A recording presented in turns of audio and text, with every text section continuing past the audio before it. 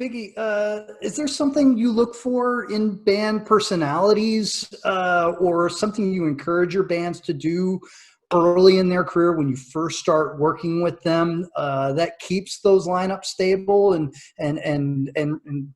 leads to longer careers? I try to get people to, as not fun as it is, start to look at things as a business as early as possible.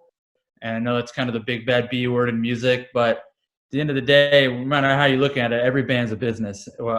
And the more decisions you make based on whether it's good or not for the business of a band, I think in terms of longevity will help. And that's the less times you go to Europe and get your ass kicked and lose 40 grand, the less times you accept some bad deal, whatever it is. Not everything has to be, financially based, but I try to get people to start thinking financially, because at some point, hopefully you end up like Tim and Under Oath that are doing this with kids and with side businesses and wives, and all those things aren't a tragedy if everything has been smart economic decisions from the get-go, instead of just like, well, we got to tour 10 months a year because that's what it takes to be a band.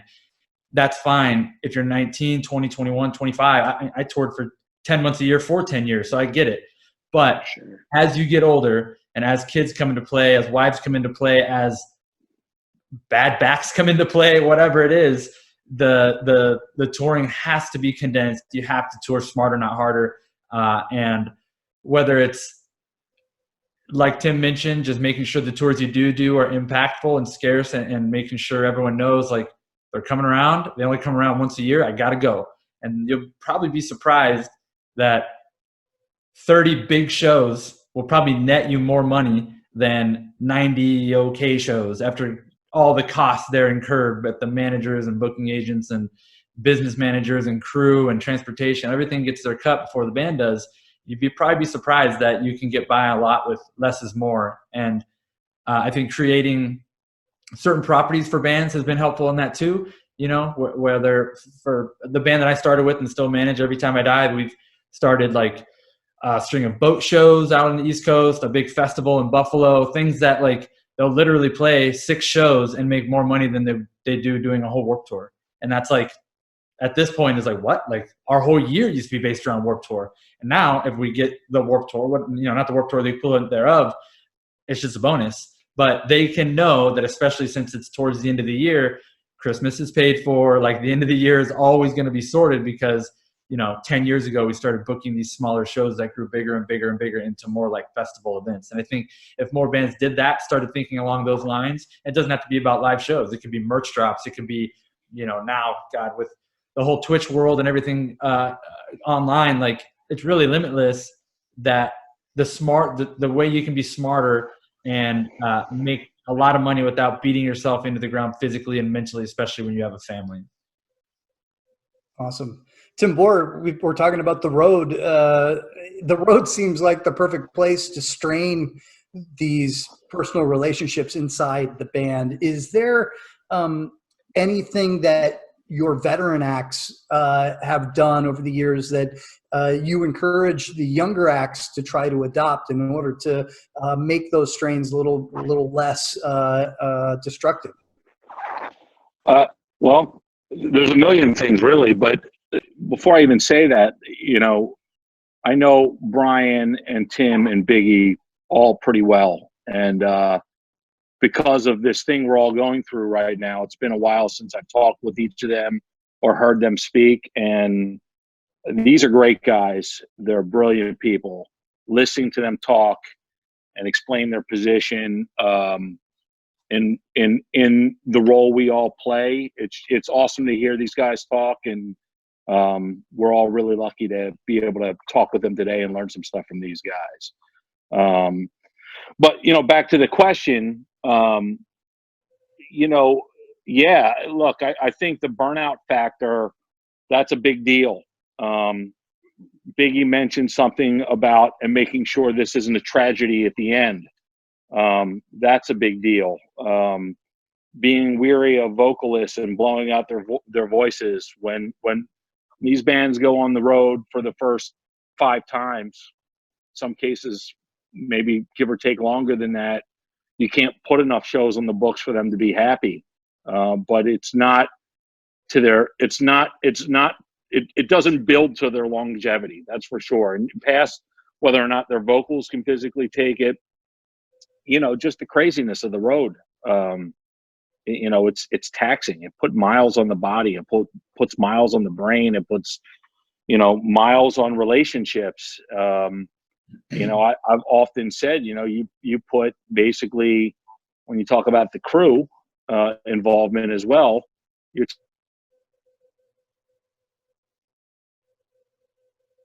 Oh, Poor crew. We lost Forrest Gump. Did I lose you? Yeah, we Here? lost you for a He's second. back. You're talking about the crew. Well, okay, so that'll be an edit later. No big deal.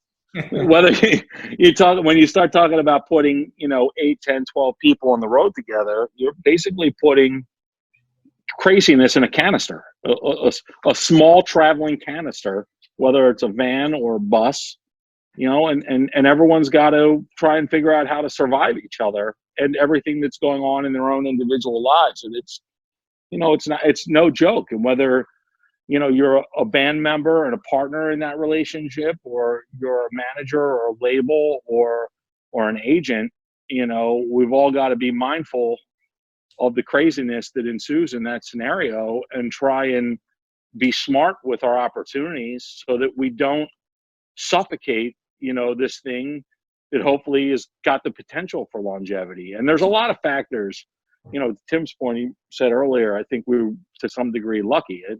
These guys are smart guys, but they're also lucky. And it takes a little of both, I think. And there's plenty of bands out there that are busy trying to be lucky. That's not a good formula. I think you got to try and be smart and lucky at the same time, and then maybe you got a shot. So is it about being aware of what's going to happen, what could potentially happen out there interpersonally, that sort of thing, while out on the road, that is sort of, as they say, the cliche is that's half the battle, knowing's half the battle? I think that's asking a lot of 20-somethings that are out there, but certainly that's part of my responsibility. That's part of, Brian and Tim's responsibility. And as the bands grow up, that becomes more and more of their responsibility. And I think, as Tim said, you kind of grow into respecting and understanding that. You don't always understand that from the get-go. But I think when we're building strategies around those special bands, and look, I think when you're an agent or you're a label or you're a manager or whoever in the ecosystem that you're working with, you think all these bands are great, but only a few of them in the end are going to actually have all the magic around them, and all the magic can be scalable on different levels. Every band, there's plenty of bands that can last 30 years and not be the biggest bands, but still be really relevant and still be super important. But if we don't build into, if we're not careful from the get-go with all the decision making, and it's not just about getting them on a great show, it's about all the other little nuances that don't destroy the things as you go. It's just all part of the stew. Mike, did that answer the question? Yeah, absolutely. Thank you very much. Mike, when we've talked before, we talked about how important it is to have a charismatic frontman, how important it is to have some sort of business savvy inside the band. Can you talk, and I should say, like, both of those are personified really, really well with Spencer and Ice Nine Kills, but can you talk about the importance of leadership in a band? Does a band need that one person that within the band dynamic is the one who sort of, steers the ship, as they say? So it's such a good question. And, to piggyback off of Bora's comment, it is so nice to just hear everybody and their experience. And I mean, Timothy, with Under Oath, you did such a good job of describing all of it. It really set a great foundation for this. And so, I mean, my inclination is yes, because the band that, I currently manage that's doing well, that's been around for 17, 18 years, there's only one remaining, original member. So he's always had to be a leader. And, we saw, and having had a lot of experience, developing artists, they typically fall off. There's a few different phases where I've watched artists, kind of get out of the game. And it's, if they skipped college, right, which many of them do, or even if they complete college, like Tim was saying, he started, he got in the band when he was 20. Usually their parents give them about a 3, 4, maybe 5-year window, right? You can sleep in the basement, you can sleep on the couch till you're 25. And then the pressure for most families is, what the hell are you doing with your life if you're not making money, right? So that's one thing that, Biggie talks about the business. You have to be making money in order for almost any of this to work. The second phase is usually 29, 30, and that's when all of their friends are getting married, starting to have kids. And again, it comes down to, if you've got the money to support a family and you can attract somebody that's willing to stick around, because you guys can have something great, then you can get past that. But those are the two key points where, in my experience, I've lost a lot of members from bands and a lot of bands. But leadership, absolutely. There's got to be somebody with like this crazy focus and crazy drive to keep it going.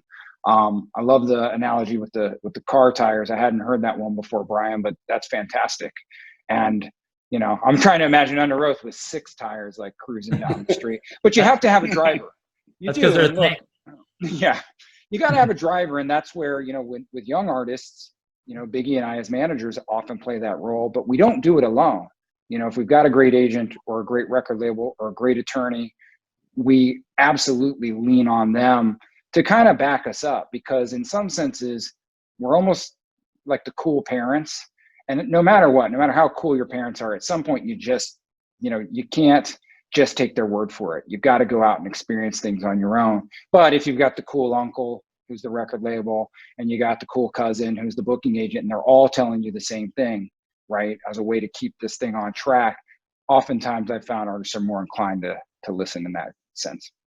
Yeah, I definitely, Tim Bohr will attest to this. It's pretty rare, but every once in a while I'll be like, hey, agent, I need you to tell the band this directly, because I love being the funnel, label, booking agent, lawyer, crew, and I'm in the middle, and then I go down to the band, that's great. But every once in a while, it's just like, they hear me on everything. They hear me about a merch design, about the payment, about whatever. It's like, you're going to hear this directly from the agent or directly from Slagle.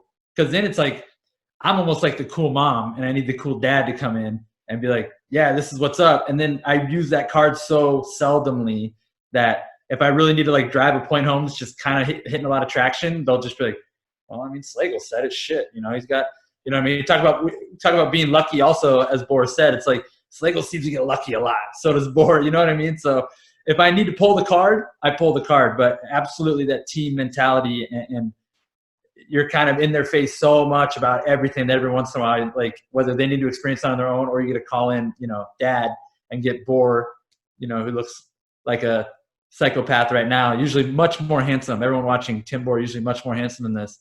But sometimes Walked into David Letterman. Sad.